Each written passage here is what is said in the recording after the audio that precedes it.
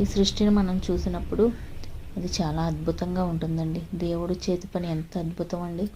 అందుకనే కీర్తనాకారుడైన దావీదు మహారాజు రాసినటువంటి 8వ కీర్తన 3వ అధ్యాయము 9 వచనాల నుంచి మనం చదువుకున్నట్లయితే, నీ చేతి పని అయిన నీ ఆకాశములను, నీవు కలగజేసిన చంద్ర నక్షత్రములను నేను చూడగా, నీవు మనుష్యుని జ్ఞాపకం చేసుకున్నట్టుకు వాడేపాటివాడు, నీవు నరపుత్రుణ్ణి దర్శించుటకు వాడేపాటివాడు, దేవుని కంటే వానిని కొంచెము తక్కువ వానిగా చేసి ఉన్నావు. మహిమా ప్రభావములతో వానికి కిరీటము ధరింపజేసి ఉన్నావు. నీ చేతి పనుల మీద వానికి అధికారం ఇచ్చి ఉన్నావు.